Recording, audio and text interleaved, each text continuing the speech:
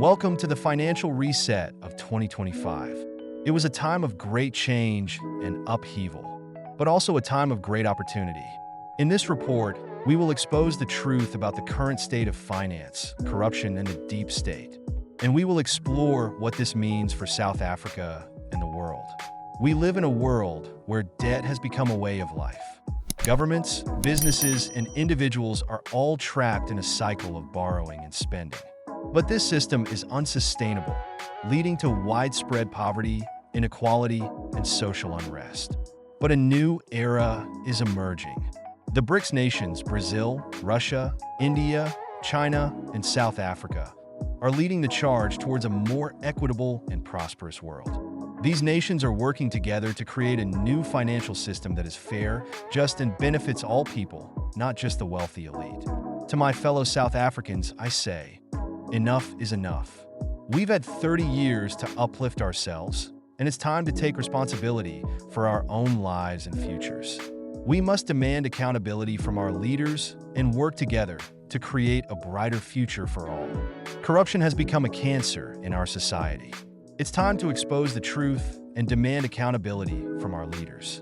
We must stand together and demand justice for those who have been affected by corruption. But there is a more sinister force at play. The deep state, a network of powerful individuals and organizations, is working to undermine our democracy and control our economy.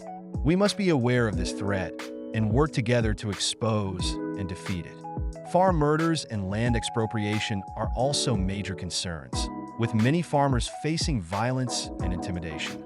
We must stand together and demand justice for these victims and work towards a solution that benefits all South Africans.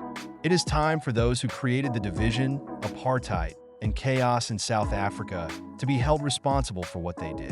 The deep state needs to go. We, the people who are born in South Africa, have the right to live in peace and harmony. We will no longer be held hostage by the corrupt and powerful elite. A judge has just agreed with our concerns about the R370 SRD grant, ruling that it's permanent and that ministers Godongwana, Talash, and Sasa must fix the issues that have left millions without access to this vital support. The judge's ruling is clear. The grant must be increased, and the income threshold must be raised so more people can qualify. The ministers must also stop non-payment and late payment, allow applications at SASA branches, and reduce unfairly declined applications. This is a huge victory for our movement, but we can't stop now. With the State of the Nation address, SONA, and budget speech coming up, we have a chance to pressure President Ramaphosa to force ministers Talash and Godongwana to fix and increase the grant.